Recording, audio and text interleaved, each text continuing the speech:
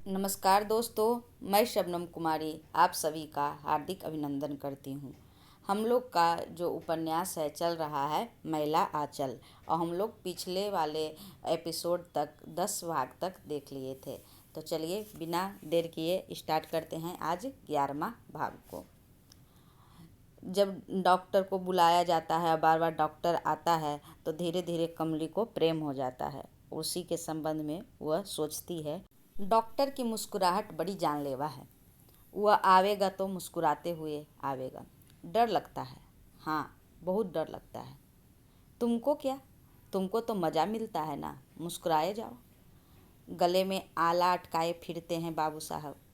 छाती और पीठ में लगाकर लोगों के दिल की बीमारी का पता लगाते हैं। झूठ, सब झूठ। इतने दिन हो गए मेरे दिल की बात, मेरी बीमारी को कहाँ जान सके, या जानबूझकर अनजान बनते हो डॉक्टर? तुम्हारी मुस्कुराहट से तो यही मालूम होता है। वह सोच रही है। कौन? कमली। अच्छा डॉक्टर, सच सच बताना, तुम क्यों मुस्कुराते हो? तुम मुझे जलाने के लिए इस गांव में क्यों आए? नहीं नहीं, तुम नहीं आते तो मैं पागल हो जाती। रोज सपने में कमला नदी की बाढ़ में मैं बह जाती थी। बड़े बड़े सांप, तरह तरह के सांप काटने दौड़ते थे। तुम आए तो मैं डूबते डूबते बच गई। मेरी आँखों की पपनियाँ उलट कर देखो, मेरी पीठ पर आला लगा कर देखो, मेरी दिल की बात सुनो। तुम डांटते हो तो बड़ा अच्छा लगता है। तुम मुझे सुई से डराते हो या फिर चिढ़ाते हो, कितना अच्छा लगता है मुझे। अब फिर मीठी दवा भेज दूँगा। हाँ जी, भेज देना। पूछते हो क्या? तुम्हारी बोली क्या कम मीठी है? लेकिन तुम इस बार ज़रूर आया करो। नहीं आओगे तो मुझे डर लगेगा। सिपहिया टोली की जो कुसमी है ना, वो कहती है कि डॉक्टर मुझसे भी यही पूछता है कि मीठी दवा चाहिए, लेकिन हमको विश्वास नहीं होता है। डॉक्टर ऐसा नहीं है, कुसमी ही झूठ बोलती है। मीठी दवा और किसी को नहीं मिल सकती है। मीठी दवा किसको खाली मिलेगी? कमली को ही मिलेगी। डॉक्टर खबरदार, कुसमी बड़ी चालबाज लड़की है, बहुतों को बदनाम किया है। हरगोविंद उसका मौसेरा भाई है, लेकिन जाने दो, क्या करोगे तुम सुनकर। उसकी ससुराल फारबिसगंज में है। घर वाला एक मारवाड़ी का सिपाही है और रात भर सिपाही पहरा करता है और कुसमी बाइस्कोप देखने जाती है। श्री सुखदेव जी बोले। वो सोच रही थी, उसके बाद कमली को चूँकि बुक पढ़ने का काफ़ी शौक़ है, उसके बाद बुक पढ़ने लगती है। श्री सुखदेव जी बोले, हे महाराज, एक दिन यशोमती सभी ग्वालिनों को बुलाए। इतना पढ़ ही रही थी, तभी उसकी माँ पुकारती है, कमली। तब कहती है, माँ अब पढ़ना बंद करो, डॉक्टर बाबू ने मना किया है ना, दवा पी लो। मैं तुम्हारी किताबें बक्से में बंद करके ताला लगा दूँगी, ऐसा तुम नहीं मानोगी तो। तब कहती है कमली, पढ़ने से क्या होगा माँ? तब फिर कहते हैं, लड़की बात तो सुनो ज़रा, पढ़ने से क्या होगा? डॉक्टर जो आएगा ना, उसी से पूछना कि पढ़ने से क्या होगा। तो कहती है डॉक्टर बाबू से, माँ तुम्हारा डॉक्टर क्या जानता है? वो माटी के महादेव है, महादेव। माँ ठा कर हंस पड़ती है, एक एक गढ़कर बात निकालती है। अच्छा ठहर, आज आने द, डॉक्टर बाबू को कहते हैं। माँ बाप के नैनों की पुतली है कमला। तहसीलदार साहब की बेटी की इच्छा के खिलाफ कुछ नहीं कर सकते। माँ कमला की हर आवश्यकता को बिना मुंह खोले ही पूरा कर देती है। बाप ने खुद पढ़ाया लिखाया है। रामायण, महाभारत, नल दमयंती की कथा, सावित्री सत्यवान की कथा आदि। कमला रोज शिव पूजा करती है। ओ शिव शंकर नाथ शिव शंकर, हर हर महादेव। माँ चुप रहो। कमली माँ से लिपटकर हाथों से मुंह बंद कर देती है। पूछो ना अपने डॉक्टर से, खरगोश पाल कर क्या करेंगे? तभी क्या आ जाते हैं, कौन? डॉक्टर आ जाते हैं। डॉक्टर कोई जवाब नहीं देता है, सिर्फ मुस्कुराता है। फिर गंभीर होते हुए कहता है, अब तो सुई देनी ही होगी। दवा से बेहोशी तो दूर हो गई है, लेकिन इसका पागलपन नहीं गया है। डॉक्टर आता है तो वही कहता है कि इसका जो बेहोशी है वह तो दूर हो गई है, लेकिन इसका पागलपन है जो नहीं गया है। सभी उठकर हंस पड़ते हैं, तहसीलदार साहेब, माँ और प्यारू। कमली का चेहरा लाल हो जाता है। मैं आज खून का दबाव नहीं जांच कराऊंगी। जब डॉक्टर जांच करने के लिए आता है तो वो क्या कहती है कि मैं जो है आज ब्लड प्रेशर खून का दबाव नहीं जांच कराऊंगी। नहीं नहीं, मैं पागल न हूँ तो मैं जांच ही नहीं करवाऊंगी। तब प्यारू कहता है, दीदी। तहसीलदार साहब की बेटी को दीदी कहकर पुकारते हैं। कौन? प्यारू। आओ, डॉक्टर साहब को बहुत देर हो रही है। ब्लड प्रेशर जांच करते समय डॉक्टर गंभीर होकर यंत्र की ओर देखता है। कमली तिरछी निगाहों से चोरी चोरी डॉक्टर को देखती है। हाँ जी, मुझे पगली कहते हो, लेकिन मुझे पगली कौन बना रहा है? वो सोचती है। कौन? कमली सोचती है कि हम कोई पागल कह रहा है, लेकिन ये जो पागल है हम किसके लिए हो रहे हैं? गांव में सिर्फ तहसीलदार साहब के यहाँ चाय बनता है और वही चाय पीते हैं। बढ़िया चाय की पत्ती का व्यवहार करते हैं। डॉक्टर यहाँ हर शाम को चाय पीने आता है। कमली की माँ ने अनुरोध किया है कि डेली शाम को चाय पीने आ जाया कीजिए। तो चलते हैं अब 12वां भाग की ओर। चलो चलो पुरैनिया चलो, मिनिस्टर आ रहे हैं। चलो चलो पुरैनिया चलो, मिनिस्टर आ रहे हैं। पूरे गांव में शोर हो रहा है। औरत, मर्द, बाल बच्चा झंडा पताका इंकलाब जिंदाबाद, इंकलाब जिंदाबाद कहते हुए पुरैनिया चलो। रेलगाड़ी का टिकस। मिनिस्टर साहब आ रहे हैं और गाड़ी में टिकस लगेगा। कोई पूछता है कि जाएगा तो फिर कैसे जाएगा, टिकट तो चाहिए। तो कहता है मिनिस्टर साहब आ रहे हैं और टिकट लगेगा गाड़ी में। बालदेव जी बोले हैं कि मिनिस्टर साहब से कहना होगा कि कोटा में जो कपड़ा आता है वह बहुत कम मिलता है। चलो चलो पुरैनिया चलो। भुरकुआ होते ही काली थान के पास जमा होकर जुलूस बनाकर चलो। कहता है कि जैसे ही सुबह होगा वैसे ही सब काली थान के पास चल आना और जुलूस बना कर चलेंगे। बोलिए एक बार काली माई की जय। तो सभी कहते हैं जय जय। बोलिए एक बार प्रेम से गनही महात्मा की जय। गांधी जी का क्या कहा गया? गनही महात्मा। गांधी महात्मा की जय जय। फर फर फर फर। पेड़ों पर घोंसले में सोए पक्षी पंख फड़फड़ा रहे हैं। एकदम सुबह लोग जा रहे हैं तो देख रहे हैं कि पेड़ पर जो पंछी है ऊपर फड़फड़ा रहे हैं। तभी कालीचरण कहता है, यदि गुल्लेटा रहता ना तो अभी अंधेरे में ही एक आध दो हरियल को मार देते। कौन कह रहा है? कालीचरण कहता है।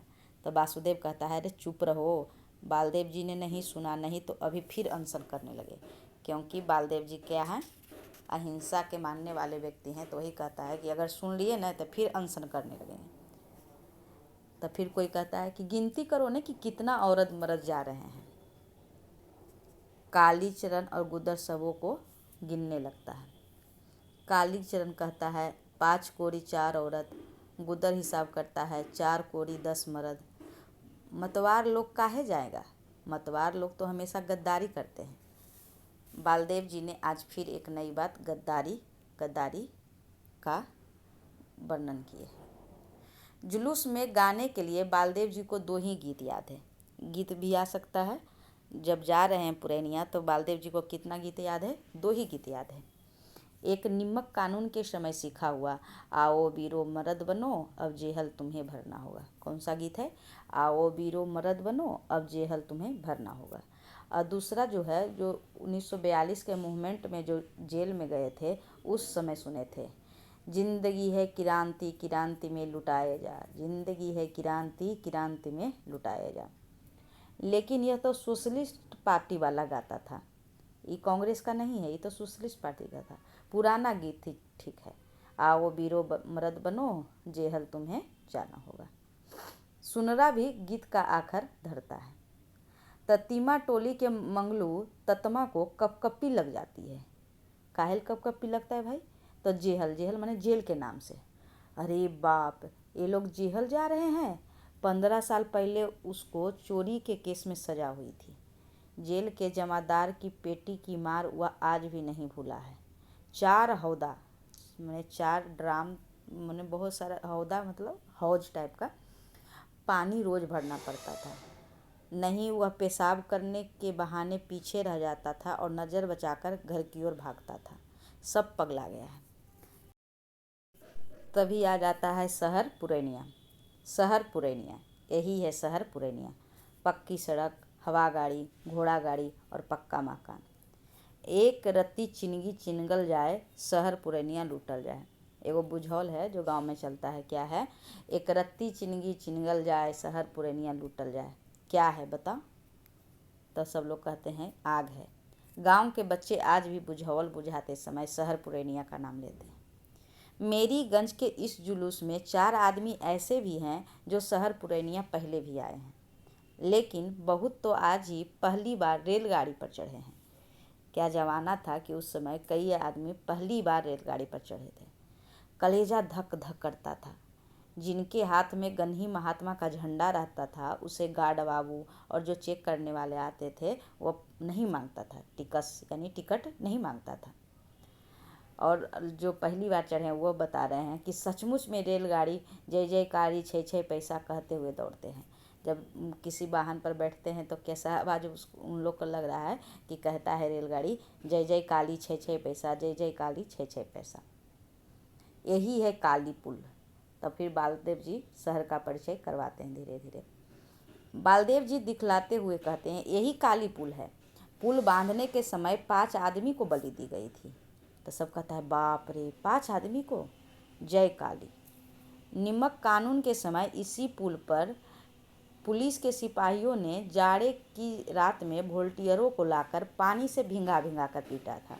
निमक कानून का जब आंदोलन हुआ था, उस समय जो आंदोलन करता था उसी को क्या किया था पुलिस ने, इसी पुल के नीचे ले जाकर पानी में भिंगा भिंगा कर पीटा था। पानी में डुबा देता था, सिर को हाथ से गोते रहता था, दम फूलने लगता था और नाक में पानी चला जाता था। फिर कहते हैं यही है अस्पताल।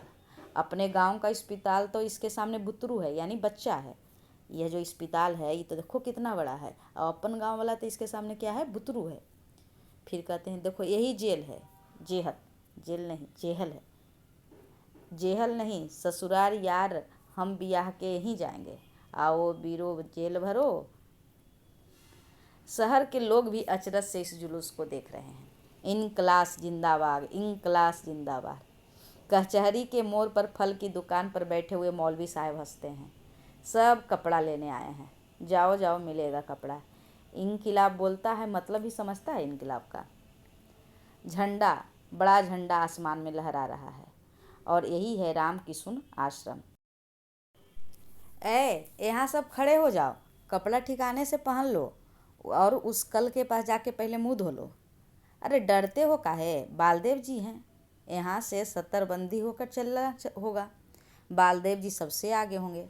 सबसे पहले कालीचरण लारा लगाएगा। नारा का क्या हो रहा है, लारा लगाएगा, इनकिलाब।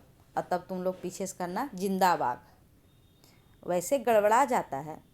कालीचरण कहेगा अंग्रेजी राज, तुम लोग कहना नाश हो। लगाओ लारा कालीचरण। कालीचरण छाती का जोड़ लगा कर कहता है इनकिलाब नाश हो, जिंदा नाश हो। ठहरो ठहरो, नहीं हुआ अच्छे से। फिर से सबको सिखाते हैं कि क्या बोलना है। फिर इधर का देखिए, शिवनाथ चौधरी जी, गंगुली जी, शशांक जी, नाथ बाबू सभी आश्चर्य से देखते हैं। चौधरी जी बालदेव पर बड़े खुश हैं। नाथ बाबू कहते हैं कि ऐसे ही सभी वर्कर अपने फील्ड में वर्क करें, तब तो 2 महीने में ही इतने गांवों को अकेले ही ऑर्गेनाइज कर लिया है। देखो तो बालदेव क्या किया है, 2 महीने में ही इतना भीड़ जुटा दिया है। चवनिया मेंबर कितना बनाया है, 500। तब तो तुम जिला कमेटी के मेंबर हो गए। गंगुली जी तो बालदेव को पहले से ही आप कहते थे, आज नाथ बाबू भी आप कहते हैं। चौधरी जी कहते हैं कि अरे बालदेव, चरखा सेंटर खुलवाओ, रचनात्मक काम कुछ होता है या नहीं। खादी भंडार वाले 36 बाबू कहते हैं कि खाली खादी भंडार में खाटी गाय का घी भेजो देहात से। बालदेव, सचमुच बालदेव जी बड़ी ज्ञानी आदमी है। जो वहाँ के लोग आए हैं उनको लग रहा है कि सचमुच जो बालदेव जी है बड़ी ज्ञानी आदमी है, बड़ा आदमी है। जिस सीढ़ी वाली चौकी पर बाबू बबियान टोपी पहनकर बैठे हुए हैं, उसी पर बालदेव जी भी बैठे हुए हैं। और अरे वो बौना कौन है? बौना 1.5 हाथ का आदमी, देखने में तो 4 साल के लड़का लगता है, लेकिन देखो उसको दाढ़ी मूछ भी आया हुआ है। मालूम पड़ता है उसका बोली भी भारी है। किसी की बोली समझ में नहीं आती है, ना जाने कौन देश से बोली बोलता है। सब जो गांव वाले आ रहे हैं वो कह रहे हैं किसी की बोली समझ में नहीं आती है, ना जाने कौन सी देश की बात बोलता है। खाली हिंदुस्तान, आज़ादी और गांधी जी की बात छोड़कर कुछ समझ में नहीं आता है। अरे ताली काहे बजाए, सभा खत्म। मिनिस्टर साहब कहाँ है? वही वो जो दुबला पतला बड़ी बड़ी मूछ वाला है, वही है मिनिस्टर। बोलता था कि एकदम प्रेम से आस्ते आस्ते। पर उस गांव में जो दरोगा साहेब आए थे, देखा था वो भी ऐसने थे, सारे देह में चमेटी लपेटे हुए थे। मिनिस्टर साहब ऐसे ही होते हैं, हाकिम सब ऐसी तरह होते हैं। कालीचरण कहता है कि मिनिस्टर साहब नहीं है, ये रजिंदर बाबू है, रजिंदर बाबू। सुराजी कीर्तन में रोज सुनते हो ना, देशवा के खातिर मजहरूल हक भैले फकीरवा हो, दिन भेजे रजिंदर प्रसाद। वही रजिंदर बाबू हैं। देश के खातिर अपना सब हक, हिस्सा, जगह जमीन, माल मवेशी गवाकर फकीर हो गए हैं। आजकल मिनिस्टर से ज़्यादा पावर वाला आदमी यही हो गए हैं। कौन हो गए हैं? राजेंद्र बाबू, राजेंद्र प्रसाद के बारे में कहा गया है। ठीक है, होगा ही। देश के खातिर आज मजरूल हक मानो बिल्कुल हक ख़त्म कर दिया। तभी जब सभा समाप्त होती है तब चौधरी जी ने बालदेव को 10 रुपया का नोट दिया कि जाओ जो गांव से जितने लोग आए हैं सभी को जलपान करवा देना। और इसी बीच में जब कालीचरण वासुदेव है, उससे जो कॉमरेड के आदमी है उससे संपर्क हो जाता है, और उसी समय कालीचरण उसी में जब उसको बताता है उसके बारे में कि अहिंसा, उसमें इसमें गांधीवादी वाला जो था कांग्रेस वाला में, उसमें अहिंसा की बात है। लेकिन कालीचरण को लगता है कि जब लोग अहिंसा से नहीं मानते हैं तब तो हिंसा ज़रूरी है। तो उसी मत के आधार पर उससे दो आदमी मिलता है और उस मत में जाके शामिल हो जाता है। इस प्रकार 11-12 वाला भाग समाप्त हुआ। अगला 13 से स्टार्ट होगा। Thank you for watching.